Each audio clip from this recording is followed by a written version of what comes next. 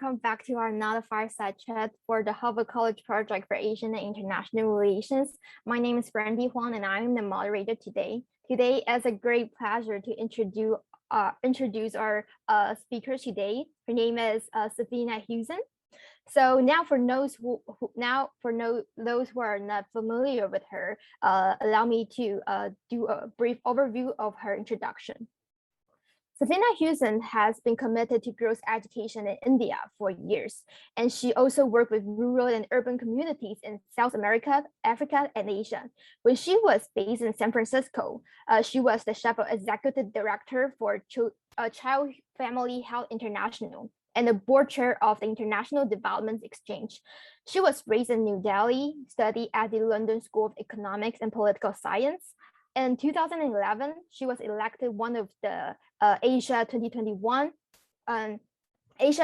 Young Leaders by the Asia Society. And now she is the founder and the CEO of Educate Girls. So now let's welcome our speakers, Safeena Husain. Hi, it's lovely to be here. Thank you. So now we will have a quick icebreaker questions to warm up our conversation. So throughout all the countries you have been to, what is your favorite places and of all the countries you have traveled, and why? So I have to say my favorite place is Ecuador. And the reason is that it's a small country, and through a bus ride, I could travel from the Andes, see the volcanoes, see the rainforest, and they have the Galapagos, and then go to the beach. So it's absolutely my favorite place, and the people are amazing. It's actually just a wonderful country. It's like my adopted country. Wow, thank you. That's a really cool place. I've never been seeing any like volcanoes. Okay, so our next question is, like during this pandemic situations, do you love working from home, or would you rather be in the office? Is there a balance of both that you like the best? I think I'd go with balance, because some days, honestly, I love working at home, and then some days I'm just like dying to get out and at least see my team. And and currently I'm actually in the field in Udaipur, so I've just come to a place with internet access, but I'm going to be sitting in a village for the next 10 days, and that's obviously the fuel for all the motivation and the work that we do. So a balance for sure. Okay, I like a balance too. So our next question is, if you have to pick one book that influenced either your worldview or your personal growth the most, which would you choose? Or any other special books recommendations for the audience? It's kind of weird. Like because my work is sometimes so, it's tough. It's heavy, the work on girls' education and being in villages and meeting with vulnerable girls all the time. Most of the reading I do is more kind of fiction and literature. And recently, I have to say, I have shifted in what I'm reading. Like, I think I'm reading a lot more female authors, the fresh female perspective of the storytelling, some old, some new. And I think I'm really enjoying that. And I've realized that a lot of the old literature is also so full of the male gaze in terms of, how they describe women characters, etc. So Ismat Chugtai is a reader that I think I feel really influenced by. Writer, and her books are always fantastic.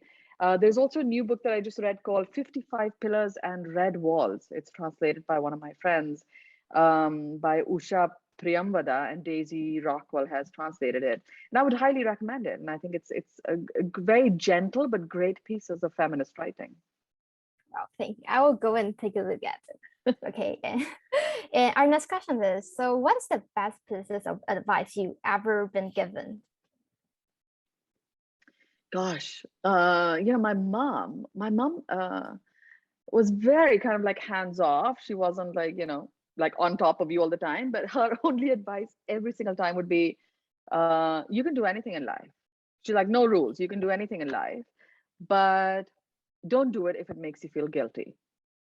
And that's it. That was the only rule, according to my mother, that you had to abide by, like, for the rest of your life. And I kind of like think about it, and I was like, it was a simple thing to do, but it was great advice, because it made you the judge of every situation and be like, should I do this? Do I feel guilty or do I not feel guilty? And if you do, just, stay away. And I think that was really good. And the other piece of advice my mentor gave me was, that done is better than perfect. And don't let, perfection be your enemy in everything. If you want to do something, just do it. And then you will learn a lot. And, don't wait for that. So those are two pieces of advice I really love. Well, I really like your mother's advice, like, because I've come from Taiwan, and usually we have like a lot of helicopter parents, like restricting what you can do or what you cannot do. So I think I really like your mother's like education to you. Okay, so now we have a warm up right now, so we will get into our main questions. So first question, I would like to ask you about your organization. So girls' education has been ignored due to some stereotype or tradition in some areas in India for like a long period of time. And most of people, when they saw this situation, they might just accept it instead of doing something to change this situation, because when they are young, they saw the situation happen. So they maybe like regard this as a kind of like tradition. They just do it at this way. So when is the moment, or did you like saw or conquer any like experiences or any particular things that you happens around you that trigger you wanted to establish this organization? Yeah. And this is a problem the world over. I mean, it's not just an India problem or certain societies. I think currently in the world we see all societies how sons and daughters are really treated, and we see it in our own lives. We see it on a daily basis. But for me, so I think it's an issue that all women everywhere grapple at different levels of intensity and different kind of lenses, right? Um, However, like for me, I grew up in a lot of poverty and abuse and a lot of violence, and education was, I think, I was very lucky that my education continued through all of this period, my basic education. But after the 12th grade, I was a dropout. I just had so much trauma that I was carrying around. And there were not even words for us, when I grew up. It was just like everybody went through it, so you just shut up. But the trauma just eats you up inside and inside. And so I dropped out, and then everybody said, oh, she's got no future, get her married off, right? Because that's the way we react to whatever the situation is, saying, oh, she's stupid, she's not going to make it, let's just get her. But somebody stood up for me at that time, a very highly unlikely person, and really supported me. And I ended up, 3 years later, going to London School of Economics. And that changed my life completely. So for me, and then I lived in London for 5 years. I moved to San Francisco. I lived there for a decade. That's where I started my nonprofit career. And then when I came back to India, in 2004, it was just kind of clear to me that this is like my own journey had changed so much because of my education and because of one person just kind of standing up for me. And that this is what I really wanted to devote myself to. So I do this work because it's an extension of my own journey. And I do it less for other people, but I do it for my own joy and for my own kind of trying to reduce my own pain. Great. I would think education is really an essential part for everyone, especially for like Asia girls, like in Taiwan, traditional, like some tribunals, like women, they are not able to get education. So when I saw you are doing this kind of like nonprofit organization things, I was really impressed a lot and really wanted to invite you. Okay, so talk about rights of the women. Many women's and gender issues have been revealed to the surface right now. And I saw a journal article before, which is talking about feminism and gender inequalities. This article illustrates the importance of women's empowerment and how girls could actually create a better economy developments and propel a better version of the societies, right? So in what terms do you think women could have different impact to the world? So I'm gonna I'm gonna be a little tricky in answering this question. I'm going to give you all the arguments that are presented uh, for women's empowerment and especially for girls' education, and then I'm going to give you the real reason, right? So listen to all of these, but then I'm going to give you at the end. I'm going to reveal to you what is the real reason that we should be doing this, right? And so, for example, now I'm going to give you all the classic reasons.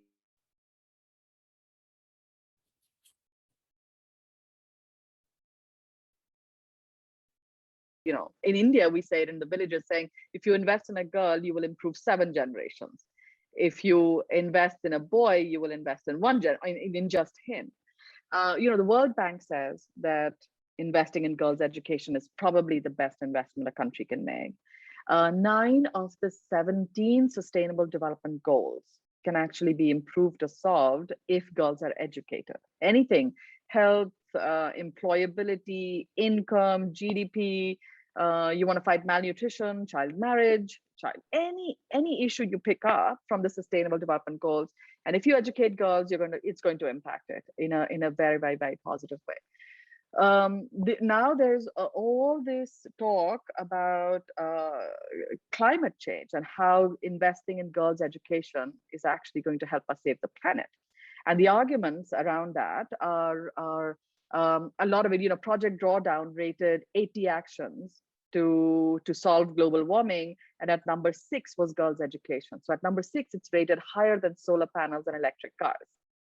And it's surprising that if you invest in girls' education, you're going to actually be able to make the planet a lot safer and better for everyone. So these are all the reasons. Now I'm going to give you the real reason why it will make the world a better place, why it must be done. And that's because it's her right. And that's the most important reason. You cannot take away people's rights. And they deserve it because it's their right. And they have the right to ask for it and demand it. Something else we have to say, because otherwise people don't think girls are important enough. So I give all those reasons, but I'm telling you the real reason is, and the only reason we have to give all of this damn evidence again and again and again to people, is because otherwise people don't think you're valuable enough to be invested in and to be seen as a real human being. Yes, I truly believe rights is really important. I was a student major in diplomacy and international relations. So we also talk about these kind of globalization issues and gender issues. And especially we are talking about rights, that humans' rights, different countries of rights, and especially women's rights are rising right now. Yes, as I mentioned, it's the rights of women's rights is rising right now. And so when I just you just mentioned about the rights of a woman, yes, that it was really exactly correct. Okay, so another question I would like to ask about is related to mindset. So I do think mindset changes an essential elements when human wanted to change certain things that was different from what they used to think or what they do. For example, in the past, people don't know the importance of climate change, right? So without the climate change, no matter how much people they propose or how much proposal those people wanted to promote to others, right? No matter how much, no matter protests or things to do, those people who do not care about this, those people who do not wanted to change their mindset are going to do something to destroy our environment, right? So therefore, I think this is having the same thing with all the things, all the issues is happening right now. So therefore, how do you think we can change or grow the mindset on the importance of the education of girls? So there are 2 or 3 parts to this question. The first part is, I think the importance of mindset change, I think, is really critical. So I want to give you, sometimes people say, what's your big dream? And, what's your fantasy? If you had to just kind of say, something crazy would happen and all girls would be in school and they'd be studying and there'd be gender equality. And I say, so I want to talk about it. It's for a second, my dream is, and this is total science fiction, but my dream is that when I go to bed at night, something magical happens, right? There's some powder that falls from the sky over everybody, and people wake up the next morning and by magic, they believe that all sons and daughters are equal. None of us would have to talk about gender equality again, right? And that's how critical the mindset is, because the entire problem is up here of us not seeing someone as equal, right? So therefore, what you've described is absolutely the crux of the problem, is that it's a mindset change. We just have to, and it's so powerful. You could wake up tomorrow and you could decide that I'm going to see men and women as equal or whatever, and the problem would be solved. We wouldn't have to do so much. So I think given that mindset change is the only way that this is going to happen, this sort of unequal power structure, that's holding sort of women and girls back. I think then the question really becomes, what is the best way to trigger mindset change? Yeah. Um, and again, I'm going to split this into two parts. I want to give you one example from the field on a very difficult kind of course, and then I'll give you some examples on how at Educate Girls tactically we do it. So strategically, so for example, in the beginning, in India, we have one of the highest number of child brides anywhere in the world, right? Some of the areas I work in, about 60-70% of the girls are married before the legal age of 18, and about 15% below the age of 10. Now you can come at this problem saying these people are really bad, this is awful, how could they be doing this, and all the rest of it, right? But I remember like sitting down with one of the parents and having this conversation, and he was saying, well, this is what's always happened. This is what age my grandmother got married. This is the age my mother got married. This is and he was like, this is our culture. And I think there are, to drive mindset change, I had to see his point of view from a lens of empathy and then bring my point of view to it. So I heard him out. And then I kind of walked him through this, that, India only became independent 70 years ago, right? 70 years is not a long time. My father was born, just before independence and stuff. And at that time, India's life expectancy was about 33 years. Now it is over 66 years. So if you expect to die by the age of 33, you obviously get married really early because, people didn't survive that long. And therefore, that was the culture of that time because of what their context was. But having this conversation with his father saying, but now the context is very different. And there are laws and there are, other things. So therefore, those cultural practices do not have to be followed today. But I think if you have to drive mindset change, and whether it's climate, whether it's any other issue, you kind of have to come with some level of listening and empathy. Otherwise, you're just shutting doors down and then nobody's listening to you.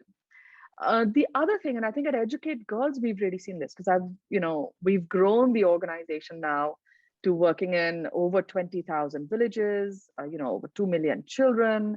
And some of the basic tenets of driving mindset change is that you have a local agent and you have a local message.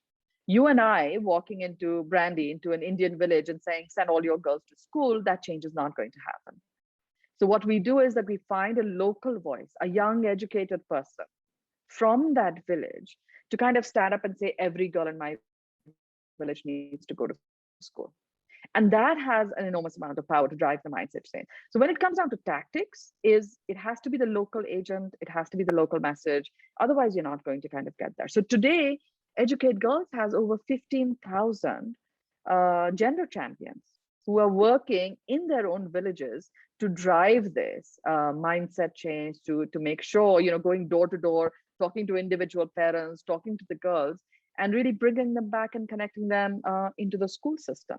So that, in my view, overall is the importance of mindset change, the strategy to be deployed for that mindset change, and then some of the tactical ways in which to actually do it on the ground in a scalable approach, where you're doing it for like millions of children and stuff. Yeah, I believe it's kind of like leadership, right? Like generations passing to the different generations to kind of to promote to them, to advocate to them the importance, right? But however, in other points, I would like to talk about like the traditions that kind of like deeply rooted into those culture, right? So we have seen different cultural norms and negatively affect girls' changes to negotiate and making decisions about their lives and preventing girls from going to school because of the traditions, right? This is like deeply rooted into their mind, their heart. And so have you found any difficulties in following tradition practice and pursuing women's rights at the same time? Yeah, so I think the example I gave you about the child marriage is one such, right? Because that is the traditional practice, but then how do you bring all the stakeholders together and discuss that practice and try and move away from it, right? So the child marriage one is one, but that's a really good question. I guess what are the other sort of traditional Let me think about this one. So you're saying which are the traditional practices that are actually preventing girls from going to school Yes, and or even preventing them from negotiating? yes. Yeah. So for example, like I was in a village yesterday, and we're running a learning camp there, and a lot of the older girls were coming in late. And I asked them, I said, but why are you coming in late? And they said, oh, because we go and graze the goats in the morning and we have to go and fetch the water in the morning. Now that's always been, traditionally the older girls' responsibility. And in some ways, it's a traditional practice. That's what they do. They have to go and they have to graze the goats and all the rest of it. But I think, and that is an impediment to her being able to go to school and complete her education. I'll give you another example. I was sitting in a school, and the parents came in and said the daughter needs to leave with us and come home. And I said, why? And they said, oh, because guests have come. So who's going to make the tea? She has to come and make the tea. So it's like these everyday little things that patriarchy kind of manifests itself and keeps the girls. It's always devaluing their education. It's always devaluing what they need. And I think that's why it's really, really, really important that any programming that we do for girls actually has very strong life skills components that teach girls about how to negotiate, how to put forth their point of view. Because the other thing that I notice is what patriarchy does, and this is all about patriarchy, right? That's what we're talking about, that keeps women and girls back. Patriarchy does two things. One is that the environment is not very enabling, right? Because everybody says, oh, in our neighborhood, nobody goes to school. We will not send our daughters. Our daughters will be in Wales all the time. Our daughters will not work, etc. So it's creating an environment, an outside environment that is preventive. But the other really insidious thing it does, and because you mentioned negotiation, it hollows out the girls from the inside. It hollows out their self-esteem. It hollows out their capability to be able to negotiate and put their point across, right? It traps them in these labels of good girls. Good girls are subservient girls. Good girls are only those girls who are seen but not heard, right? So it's the hollowing out of the inside, and then they build the environment around you that is not enabling. And so I think why, like I was saying, for Mindset Shed, we're working with the community, is you have to work on the inside and restore her self-esteem and faith in herself and the confidence to kind of be able to stand up and saying, you know what, I have to go to school. That is a priority. Does that answer your question? I love that question, by the way. Yes, sorry for the annoying. That's okay. Okay. Yes, that do answer my questions. And I was also thinking about like how as you mentioned about like traditions, right? Like women has to do something, right? Woman has to make the tea or something. I think this in some way like kind of like make women or girls do not have the courage to speak out for something, because they are like kind of like being taught like, oh, you have to do that in order to be a good girl, good woman, in order to get a better marriage, right? So do you think this is like essentials, like I mean, no matter tradition or costume, like for all the countries, like do you think this is something like or what could we change like this kind of traditions for keep on moving? Because I mean right now, why rights of the women are kind of like a more important issues right now, as more women are brave to stand out to speak for themselves, right? But in the past, like they are not there to speak out. They are maybe if they speak, their parents would get mad about them because they are been taught that they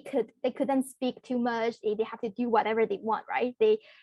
So do you think what kind of way could change like this kind of situations to getting worse, or to prevent it getting worse? Or yes. So again, I think very, very interesting questions. I think what can we do? Yeah, I'm going to like focus on that for a second, and then I will focus on whether that makes it worse, because there's a lot of data and evidence around that. Yeah. So I think first of all, what we can do is that we need to have a level of self-awareness ourselves, right? That this is wrong. If you don't believe that anything is wrong, we're not going to get anywhere. So that's the first step. And let's say, Brandy, you and I are aligned that there is something off, that this is not fair. Every time the doorbell rings, why does a female member have to go and open the door? Why doesn't the father figure or somebody else also get up and share in that, right? Why the domestic duties? I mean, women in India spend, 10x more time doing household work than men. So I think one is awareness around it. The second is, I think, calling it out. And that's hard and takes a lot of practice. But I think just talking about it and talking about it, because the other person has not even, is not, these issues are not even visible to them. So I'll give you an example. I was invited to speak at a business school in India, as what, a chief guest or something. And they very proudly said to me, they said, "Oh, we have equal number of girl students at the event, right? There's an audience, there's a entire auditorium that's full of faculty and guests and blah, blah, blah." And they said, our enrollment ratio is 50-50. We have girls and we have boys, and this is a great business school. And I said, if it's such a great business school, then why is it that at this event, the girl students were all wearing beautiful outfits and they were doing the lamp lighting and they were giving flower bouquets to the guests or escorting them from their cars. And all the male students were the MCs and they were standing on stage and they were giving the speeches. And I said, but there's no equality here. You have already told your female student that you're good enough to dress up in a really pretty way and come and give the bouquet of flowers to the chief guest. But you're not good enough to speak your mind on stage. And they had not thought about that. They had not thought that even though they had enrollment was 50-50, but their own practices in the school were missing that gender lens. Their practices were not equal. And that's what their children, what their students will then take away from that in their own lives, is that maybe that's how it always is, that I'm just good enough to lamp the light and whatever, and be gracious to the chief guest, but not to speak. And men again suddenly look really powerful and with the voice and smart, so when it comes to a career fair, when it comes to job placement, it carries through. It has an impact through and through. Yes, I mean, so calling it out, I think, is very, very, very important, whether it's good or bad. Sorry, there was another point to your thing, is does it make it worse? And yes, it does. There is backlash. Okay. As societies, and this is now in the development sector, this is a documented fact that when women are speaking up, there is societal backlash towards it. And you see it on social media, you see it on whatever. But I think unless we persevere, so kind of like you move this much, you move back a little because of backlash, then you move ahead, but still progress is being made. So we have to continue, but we have to be ready and we have to mitigate for that kind of backlash, and we have to prepare for it. So, I mean, it's obviously that there's a lot of difficulties when we have to fight for gender equalities or the rights for the women's rights. So I know you have always been influential figures advocating girls' education's right, and your dedications and efforts invest in pursuing a better future for girls has helped and inspired numerous people. So what do you as the inspirations, or I could say the motivations that keep you fighting for women's rights despite all difficulties? Yeah, I think, it's a good fight, man. It's a fight worth fighting for. And that's why you continue. And also because, however, the world is improving. It is getting much better, but I think there's so much of a distance to go. Yeah, but I think what keeps me really motivated is the change that I see. And it's a generational change, right? It's a battle of our lifetime. Think about it, like 100 years ago, women were fighting for the right to vote. We don't have to fight that fight anymore, right? Because somebody else fought for us. And so I think my hope is that in 100 years, nobody will remember that people were fighting for girls' education, because it'll just be the norm. And nobody will remember about, fighting for patriarchy. So I think it is a continuum, and it is all of our responsibility to keep fighting, because we are fighting for ourselves. We are fighting for our right to be dealt with as a full human being and as an equal human being. So it is your fight, Brandy. It is my fight. It's a fight for my daughters. It's, for all the students over here. Yeah, Yeah. And what Yeah. keeps me inspired is I've seen girls that have been dropped out. Um, they are now, village heads. They have stood for elections. They're doing good. They're entering the police force, and that's what will make a better society in the future. Thank you. Yes, that's really a great fact. Okay, so let us turn us to the question related to COVID-19. So during the year of COVID, uh, I believe girls' education could bring more elites to the world and would play a more pivotal role to our future generations. Especially, I saw news before, like those people who invent the vaccine or those prevention insurance during this COVID-19. Most of them, or even like half of the faculties, are women's, right? It's obviously like women are trying to get more rights to do something, and the more education they get, the better development or economic or like health could respond to contribute to our societies, right? So what do you think of this crazy pandemic situation could affect growth of women, or maybe due to this COVID-19, right? Some of the people are not able to get maybe stable internet to get online courses, or like courses from teachers, especially from those kind of rural area students. So, or does it make it like more difficult to make girls to get education? Yeah, I think so. I always talk about the three P's that impact girls' education, right? There's poverty, there's patriarchy, and there's policy. So sometimes policy doesn't see girls, it's not inclusive enough for girls. So that's a gap. And poverty and patriarchy go hand in hand. And wherever they are together, you will have huge explosions of out of school girls. But now I think COVID has added the fourth P to women's struggles, right? And the pandemic becomes the fourth piece. So now it's poverty, patriarchy, policy, and the pandemic. And these four P's are actually going to drive back a lot of the progress that we had made for women and girls. You're talking about an internet connection. I'm going to give you, like, we went into a very strict lockdown last year, right? And within the first few weeks, the national helplines for domestic violence, huge upsurge in calls. For domestic violence, child marriage cases, women and girls suffering went up so much because their support systems were gone. They were back into the gendered roles, the men and the everybody's in the house policing. So I've had girls, one of my girls tried to commit suicide in Rajasthan, that a girl that we work with, because the migrants came back, her father, brother, everybody was at home. She tried to use the mobile phone to call her friend or for whatever reason. And the policing of female behaviors is so high, right? The control. And they said, oh, she must be talking to a boyfriend. They shouted at her, the brother slapped her. So she tried to commit suicide. And she was saved, but that's what women and girls are having to go through. The second aspect of it is, I mean, people are talking about online education and we're talking about internet, but for the small children, who's bearing the burden? We've actually seen a shrinkage of female labor force participation because of the pandemic. Why? Because the burden of household work has gone up, and it's also added the online schooling to mothers. Because who's sitting with the child? Who's helping with the homework? Who's going to help with the tests and the exams, right? And so there is a shrinkage of women from public spaces and from workspaces. And to bring that up back to the baseline is, again, so it's setting us back in a big way.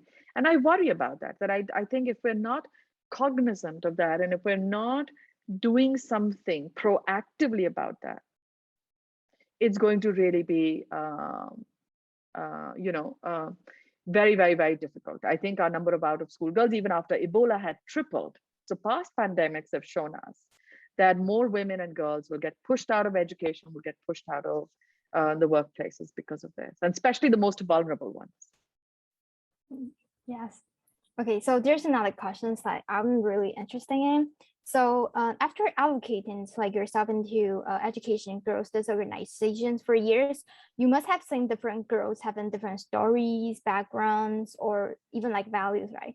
And I believe there is no story that's more to tell. So is there any stories that impress you a lot, or did you see any girls, any values on those educated girls? Yeah. I think, I mean, we've seen the difference in our lives, right? That education makes. How we speak, what we speak. I mean, nobody today can guess that I grew up in a lot of poverty, that I grew up in a one-room flat which didn't even have a kitchen, and then we cooked in the corridor and all the rest of it. Why? Because of my education, because my education gives me a vocabulary, and my education gives me all these things that I can navigate the world, right? And it's true for every girl, every single girl. I see girls, it's almost like their physical bearing changes, their confidence changes. They're sitting there reading the newspaper to their fathers who cannot read. Uh, Suddenly, their own value kind of goes up. And like I was saying, I mean, I have to say, the really inspiring stories is like Papita. She was dropped out after the third or the fourth grade.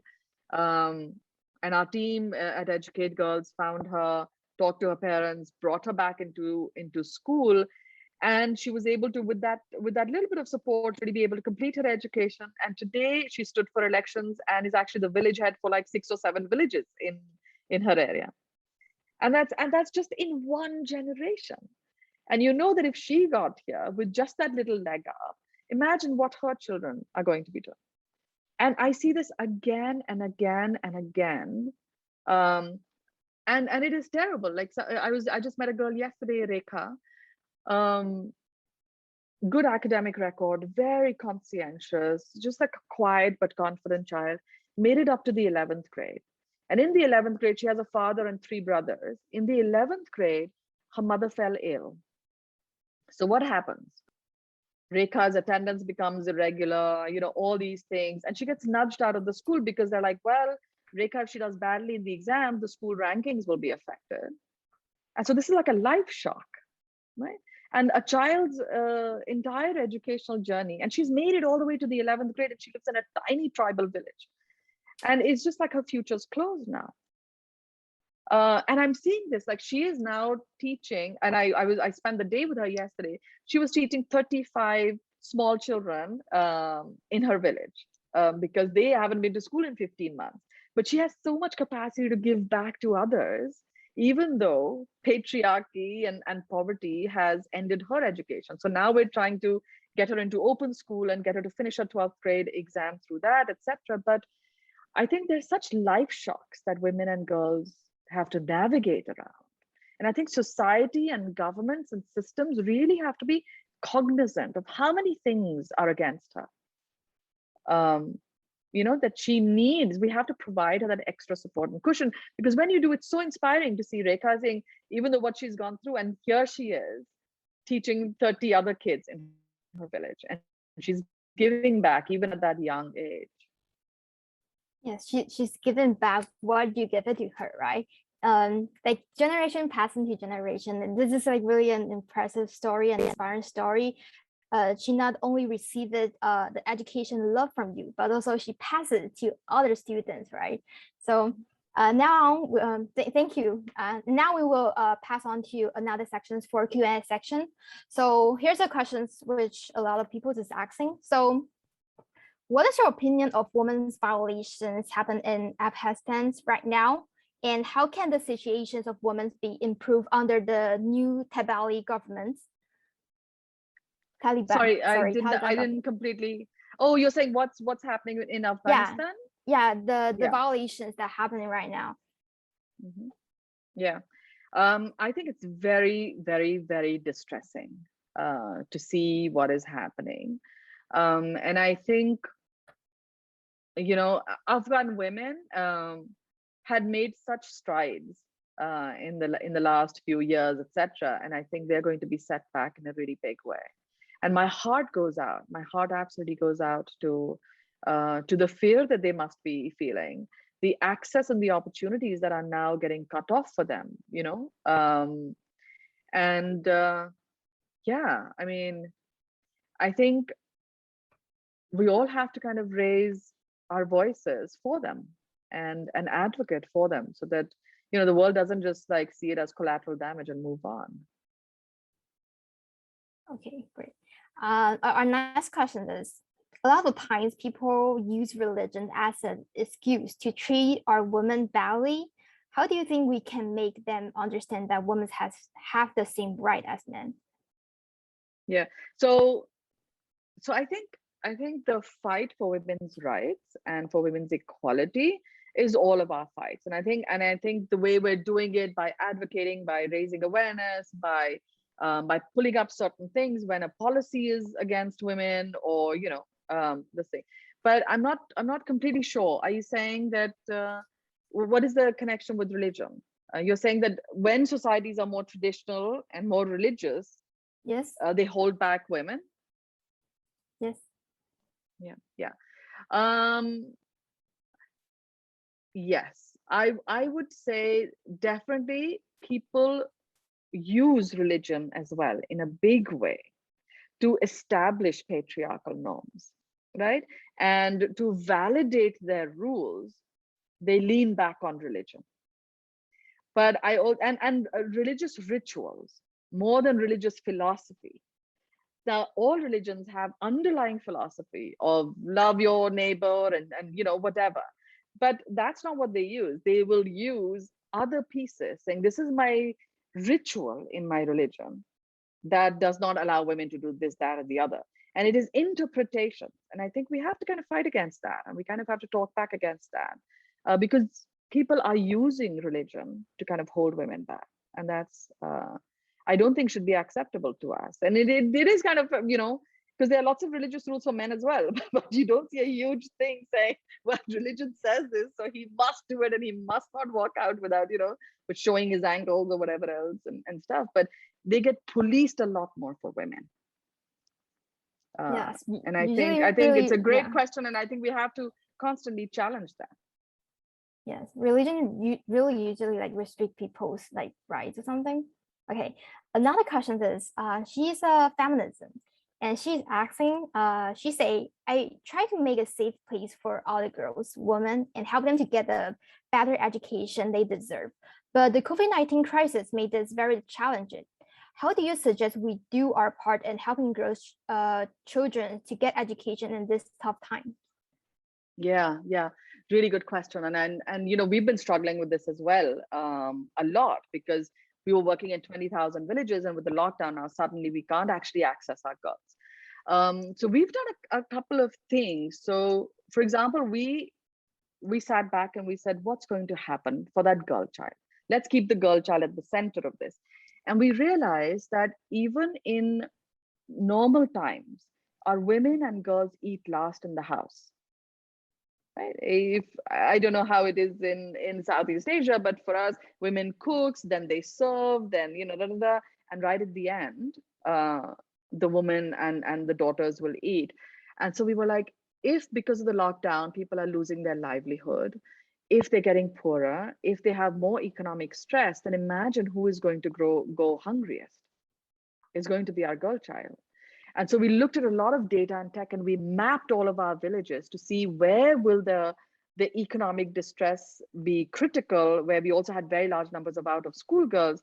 And we actually started food distribution there, because we like those households have to be supported, because we wanted to make sure that that girl at the end was eating, and was eating well, right? So that was one thing, is we used a lot of our past data and information to immediately reach out with food, with ration, with sanitary pads, with all the things that household may need, but her in particular. So making sure that her needs were met. The second thing we actually started to do was, when the lockdown was kind of like lifted a little bit and there was movement, is we realized that most of our children, because schools are closed, do not have access to any learning, because there's no smartphones in the villages, right? And even if, let's say, 10% of our households have a smartphone, there is a very, very, very serious and critical digital gender divide. Because if the phone is there in a home, who is it in the hands of? It's never in the hands of the girl. So in any case, she's not going to get an education. So we actually started doorstep neighborhood learning camps, so that we could bring learning to her doorstep, because we knew that nothing else was going to happen for her. The third thing that we did was, we made about 500,000 phone calls wherever we could, we either, knocked on the door and say, how are you doing? How's everybody? And try to create that dialogue so that we knew where the need was, what was happening, and what did she need, that we could be there to kind of respond. But COVID-19 has made things really, really, really hard. And I think that's the three ways in which we've been trying to cope with it. I know of women groups that are working in domestic violence, and they've created whisper networks. Because if you're in a lockdown situation and you're in a very serious domestic violence issue, you can't get out and get help, right? You don't have access to a mobile phone. And I know groups in India that actually just had these secret codes like, oh, every evening at 5 p.m., she would open her window if everything was okay. So if for a day or two that woman was not opening her window at 5 p.m., then the neighbors and other women could alert the authorities saying, let's go and check because something bad might be happening. But I think people have just had to innovate to see how do we deal with this and reach that most vulnerable girl or woman. Yes, thank you. Okay, so another delegate is having questions about your organization. So Educate Girls focus on providing educations to girl children, and the pandemic shifts physically mode of studies into a virtual form. So how did this change affect your plans to, and also your visions to promote education for girls children personally and professionally? What thought transformed and these challenges to take a positive form? So I think for us, for majority of our children, learning has just stopped.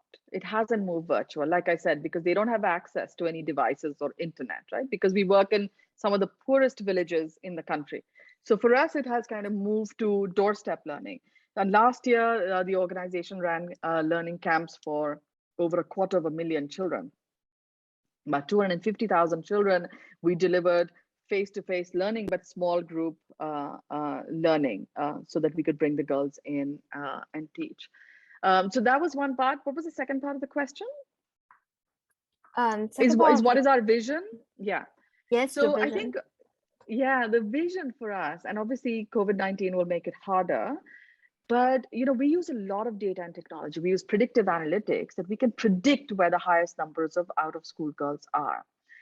And what we have found in our work is India has the third highest number of out-of-school girls anywhere in the world. But the interesting thing is we found that 40% of the out-of-school girls are actually concentrated in 5% of the villages. And these are the villages where the poverty and patriarchy is kind of overlapping. And as I've said before, so this is a data-driven kind of fact. So our vision is that in the next 5 years or so, we can actually saturate these 5% of the villages, which is about 35,000 villages, that Educate Girls has its program in every single of these 35,000 villages. And then over a generation, we find every girl who's out of school, bring her into school, make sure she's learning, make sure she has the life skills and the support so that she can complete her education, which would mean that we would be able to, even as a single organization, solve 40% of the problem of out of school girls in a large country like India. So that's our big vision. Okay, thank you. So another question says, the G7's vow to ensure fairness, inclusion, and equalities, including the empowerment and leadership of women and minorities and the health and care sectors, and addressing the links between health crisis and wider social determinants of health, such as poverty and structural inequalities, and leaving no one behind by advance the achievement of universal health coverage. So how women's empowerment has paced down and how can it be mitigated? How has women's empowerment been what? How can it be mitigated? What can be mitigated? Sorry, I didn't understand. What is it that we're mitigating for? The women's empowerment has paced down. The women's empowerment has fairness. Sorry, I'm just seeing the question.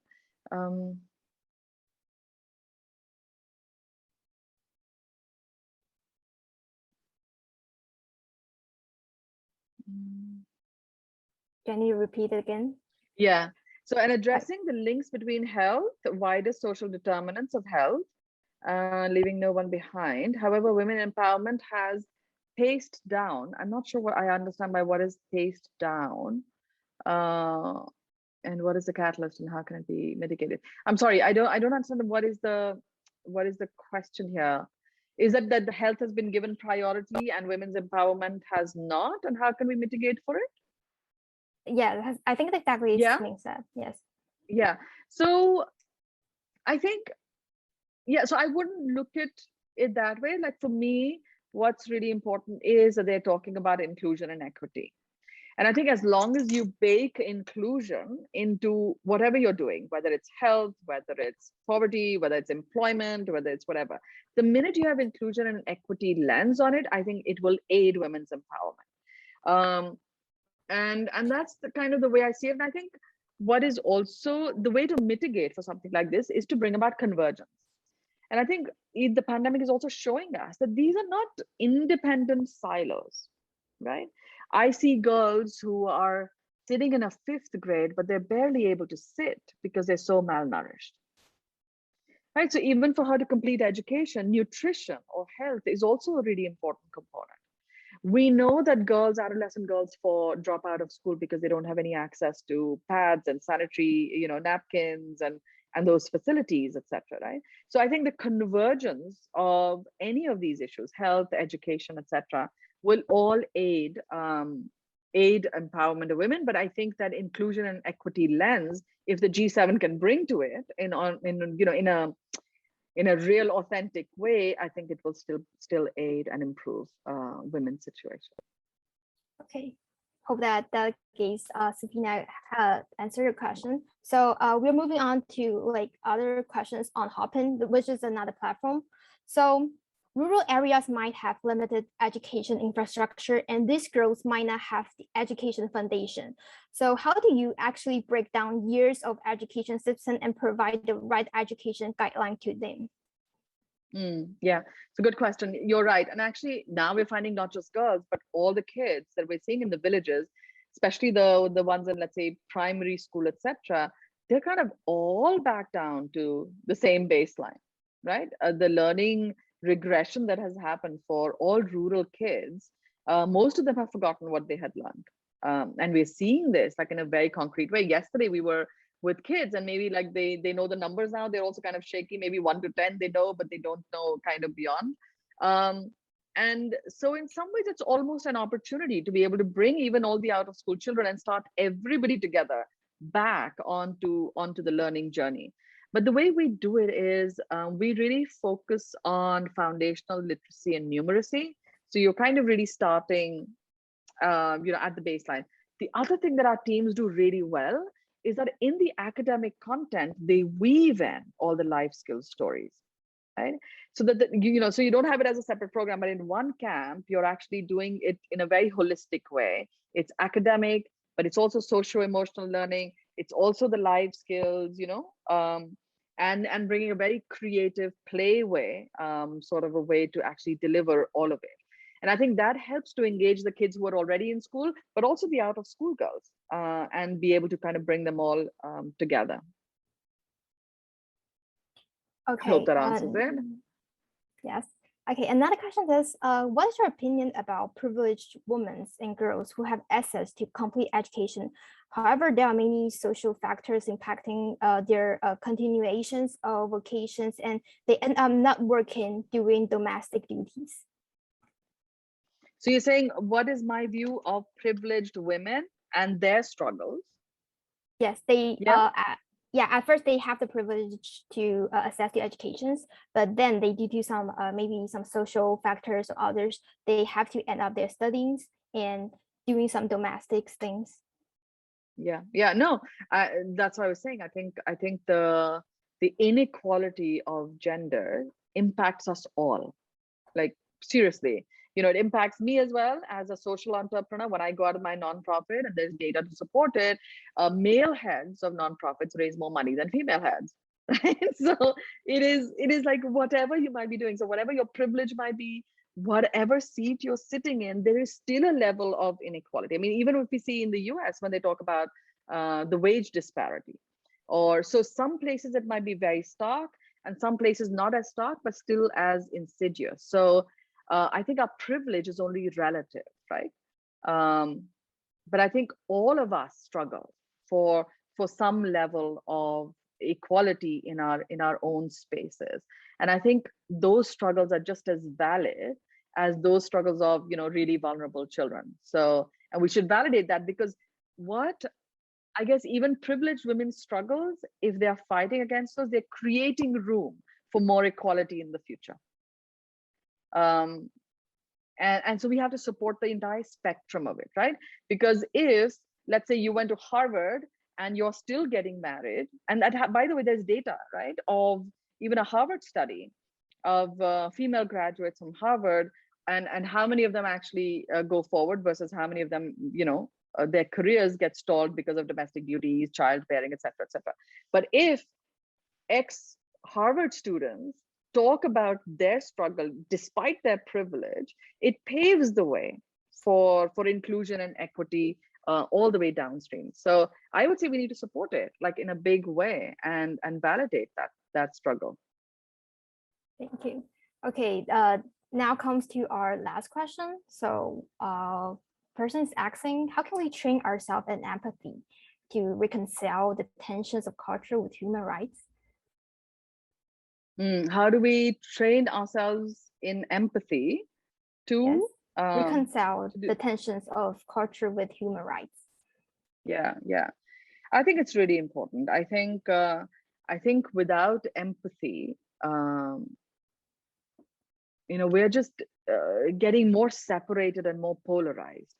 And I don't think that's a very solution-minded place to be in, right? The more polarized you get, people are just shouting at each other, but you're not actually getting to a resolution. Nobody's going to move forward. And I think all of us are just eroded by this whole social media polarization and this whole digital kind of polarization, etc. So I think empathy is really, really, really important. And how do you, I think, so for me, like I said, the child marriage situation was very emotional for me. Having gone through the violence, the abuse and stuff, like, my first reaction was just to be like, you're so wrong, you're so terrible, you should never be doing this. But I really kind of had to hold myself back.